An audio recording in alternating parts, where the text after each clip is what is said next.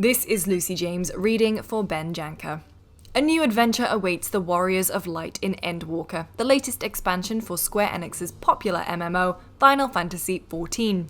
Not only is Endwalker wrapping up a huge, intricate story that spans over 10 years, but it's also bringing us 2 new jobs, as well as the male Viera and a ton of new content on top. Oh, and there's also a whole moon to explore. Endwalker launches on December 7th officially, or on the 3rd if you pre-ordered for early access on both PlayStation 4 and 5, as well as PC, Steam and Mac.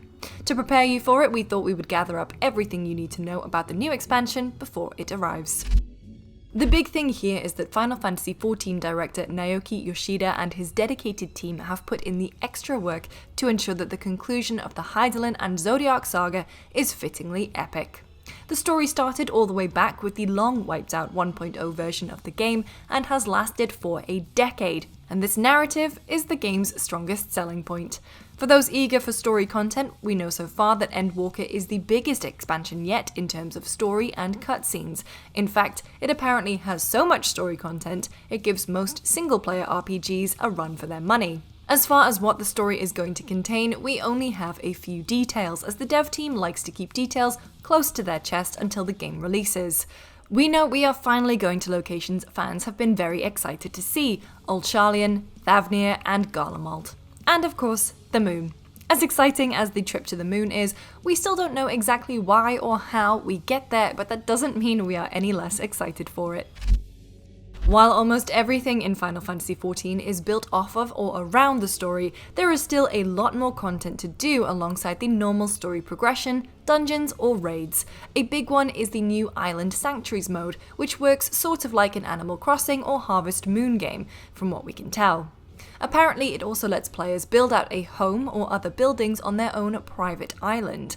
Outside of an initial, somewhat vague announcement, most info for this mode has been from various interviews, so in many ways, Square Enix is keeping details for that close to its chest too. Although Island Sanctuaries is coming in a later patch, we won't have to wait long, but what we do have now is a very nice bit of promotional art that features the Major General, so it's already one of the best things you'll see.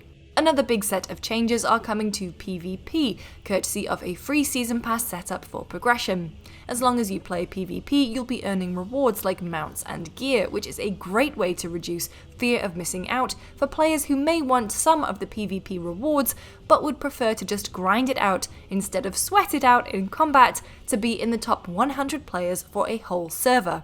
Square Enix mentioned possibly bringing back old season rewards as well, so I'm holding out hope I can still get my hands on that sweet Season 19 armor I missed. Additionally, a new small-scale map for PvP that looks similar to a payload map in Overwatch is also on the way. It's 5-on-5 with no class restrictions, so it's sure to be an interesting, competitive time. With every expansion, there is always excitement about what new jobs will be added for everyone to play. This time around, we are getting a new physical melee DPS in the form of the Reaper, and a shield-based healer in the form of the Sage. If you want to read or hear more about them specifically, or check out some of the changes coming to other jobs, we do have a preview up on GameSpot that you can check out. The impressions of both were very favourable, with Sage getting me excited to try healing, even as a tank main, and Reaper shaping up to be my new favourite DPS job. Both new jobs do a great job of showing how much the game has progressed, stylistically and mechanically with its jobs. A lot of skills are also being shuffled around, and every existing job gets to look forward to new skills from level 80 to 90. Some jobs like the Summoner and Monk are getting bigger overhauls, which all seemed great during the preview event. The Summoner's changes give it great identity, now that it actually summons huge bosses, and it feels even better to play. Being the tank player that I am, I also really enjoyed the changes to Warrior and even Paladin. Less fell cleaves will always leave me sad, but that new overhead smash ability along with the new punching one are already making up for it. Who isn't excited about Paladins just getting tons of huge swords to throw around now too? Basically, almost every job has something exciting to look forward to, and that's always one of the coolest parts of a new expansion. I know there are people out there that I need to mention this specifically for, as people love their bunny boys. People kept asking, and now they will receive. Endwalker finally brings male Viera into Final Fantasy for the first time, and I am pretty sure it's gonna change Eorzea as we know it. say goodbye to all your tall, Elezen men and pointy-eared catboys. Everyone who AFKs in Limsa Lominsa is about to Fantasia into a bunny boy, and there is no going back. I love my big dumb Rogadin too much to change myself, but I am stoked to see everyone else live their best lives. That's all I really have to say about male Viera. We're all happy they're here.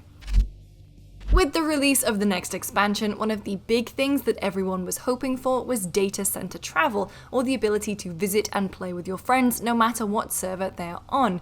With Endwalker, we are finally getting just that. The health of an MMO is tied to its community, and having server and data center barriers broken down means that the community will be able to connect and thrive in completely new and fun ways. Beyond having a larger pool of pals to run dungeons or raids with, it also opens up the avenue for visiting and seeing a lot of really cool player-driven content. Now you'll be able to visit fully functioning in-game nightclubs and listen to live DJs play music to full concerts put on by bards or even plays, regardless of if they're happening on your server or not. Personally, there is this player-run aquarium that I have always wanted to visit, but it was on another data center, and now I can finally go. This is only going to be made even better with the new housing district players came together to build in Ishgard. This means there will be tons of new housing opportunities and new places to visit once everyone gets situated. Getting housing in Final Fantasy XIV is no easy task, but at least this time there will be a lottery system for players to get a better chance of landing one. However it shakes out, I am very excited to see what new places people make to visit, whether that's a cute little coffee shop to hang out with other people in, or a massive concert hall to serve as a venue for musical performances. With all this new stuff to see, a new level cap of 90 to get to, and new jobs to experience, Endwalker is shaping up to be a major content drop for Final Fantasy XIV. Even if we don't have specifics for a lot of what is being introduced yet, we have a good grasp of what it all is. The scrapped 1.0 version of the game, A Realm Reborn, Heavensward, Stormblood, and Shadowbringers have all led up to this expansion, and Square Enix wants it to hit hard, so it's no surprise that the mystery is being maintained. Endwalker is going to be in our hands as early as the 3rd of December when early access launches, so get your friends together and dust off those swords and staves, and we'll see you there.